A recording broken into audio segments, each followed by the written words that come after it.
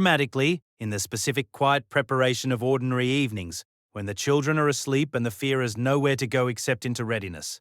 The marshals move you at 4 p.m. A vehicle, 2 agents, a route that changes twice before the destination. The destination is a facility you are not told the name of. The facility is the first of several you will occupy over the coming weeks, while the relocation package is assembled. The new identity documents, the specific bureaucratic machinery of making a person become someone else. Becoming someone else is the technical description of the process. The actual experience of it is different from the technical description in the specific way that everything in your current situation is different from its description. The description is procedural. The experience is the specific daily reality of a man who signed 112 pages on a Tuesday morning and who is now inside the consequences of the signing in ways that will continue to be discovered for the rest of his life. The new identity takes 11 days to produce. You spend 11 days in a facility in a state you won't name with 2 marshals whose names you know and whose personal lives you learn in the specific intimate way of people who occupy a confined space together for 11 days and who eventually run out of professional distance, and talk about their families and their weekends and the specific ordinary texture of lives that exist outside the room where you are all currently existing. Your wife and children arrive on day 4. The children think it is an adventure. Your son asks if they are in witness protection like in the movies. You say sort of. He says, "That is so cool." Your daughter says nothing and looks at you with the specific expression of a 14-year-old who is not processing this as an adventure and who has her mother's intelligence and her mother's way of reading the texture of a situation beneath its surface.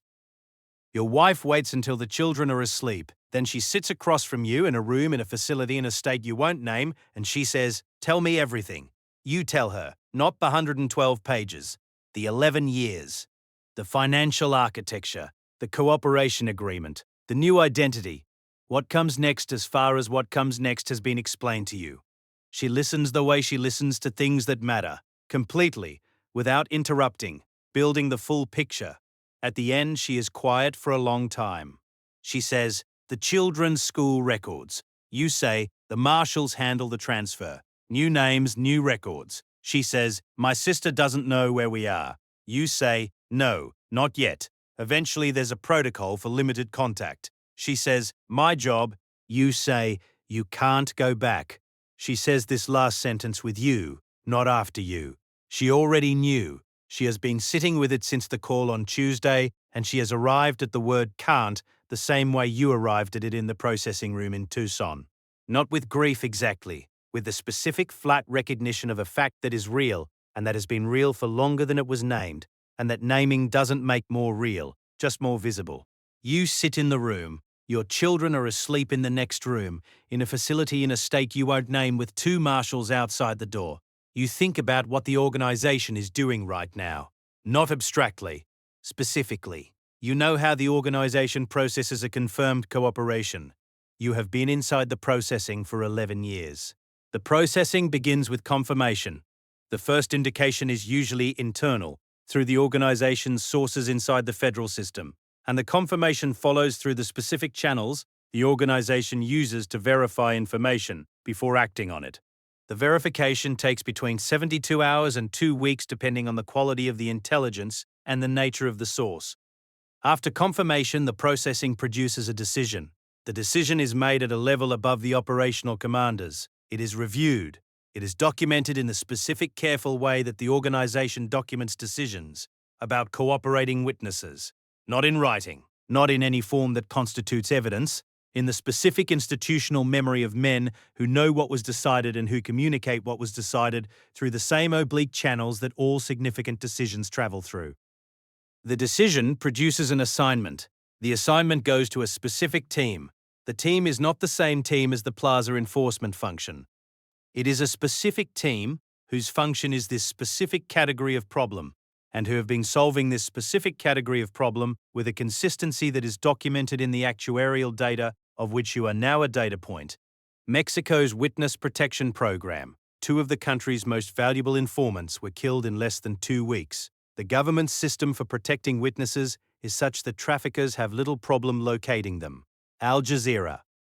The American program is better, The American program produced a window.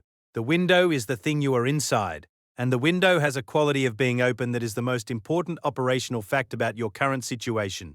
You are in the window. The window is open. The window being open is what the marshals, the facility, the route changes, the new identity documents, and the 11 days are all working to extend. You do not know how long the window stays open. Nobody knows. This is the honest answer to the question, and the honest answer is the one the marshals give when you ask it, which you have asked once and will not ask again because the answer doesn't change, and asking it again only costs the energy you need for other things. Your son asks the next morning if he can keep his name in the new place or if he has to change it. You tell him it's part of the process. He thinks about this. He says, "Can I pick my new name?" You say you'll see what's possible. He considers several options over breakfast with the specific seriousness of an 11-year-old who has been told he gets to rename himself and who is treating the decision with the gravity it deserves in the specific universe of an 11-year-old's concerns. You eat breakfast and you watch him consider his new name, and you think about the 112 pages and the Tuesday morning and the 32 minutes and the two halves of your life. The second half is starting in a facility in a state you won't name over a breakfast table where your son is deciding what to call himself. Increasing arrests of cartel operatives makes it more likely that cooperating defendants will share inside information about financial operations. One of the most efficient ways for the administration is to use multi-agency task forces to bring together skills and resources needed to execute a multi-front campaign. HST today. You are the inside information.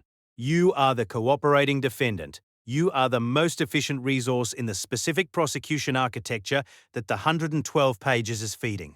You produced this efficiency through 11 years of professional work inside an organization that is now looking for you with the same professional efficiency.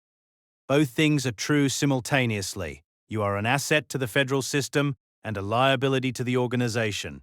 And you are the same person in both calculations, and the person is sitting at a breakfast table watching his son decide what to call himself. Your daughter hasn't said anything since the night your wife asked you to tell her everything. She watches you from across the table with the specific attention of a 14-year-old who has assembled more of the picture than you have told her, and who is processing the assembled picture with a seriousness that sits in her face with a weight that belongs on an older person's face. She looks like her mother. She looks at you for a long moment over breakfast. Then she looks back down at her food. You eat. The window is still open. The system that produces the cooperation decision and the 112 pages and the facility and the new identity and the breakfast table where your son is naming himself is not a system that began on Tuesday morning in Tucson. It began with an accounting degree in Culiacan and a referral from a trusted friend and a number that the legitimate firm was not going to produce in 15 years, and the specific decision that a 33-year-old made when the referral arrived. It ran through 11 years of shell companies and correspondent banking and cryptocurrency mixing and trade-based laundering, and the specific professional competence of a man who was good at his work and whose work was what it was. The decision to cooperate didn't end the system. It moved you to a different position inside it. The system is still running. The organization is still running. The prosecutions, the 112 pages feeds will run their course and produce their outcomes, and the outcomes will matter to the specific people they produce and will not stop the system. The system stops for different reasons. If it stops, that have nothing to do with one man's 112 pages on a Tuesday morning. You know this. You eat your breakfast. Your son has decided on his name. The window is open. Drop your biggest takeaway in the comments. The cooperation framework, what it costs, what it produces, and whether it actually dismantles the organizations it targets or simply rearranges them, is the most important and least understood dimension of the federal anti-cartel strategy. We're going inside the data next week. Subscribe. You don't want to miss it.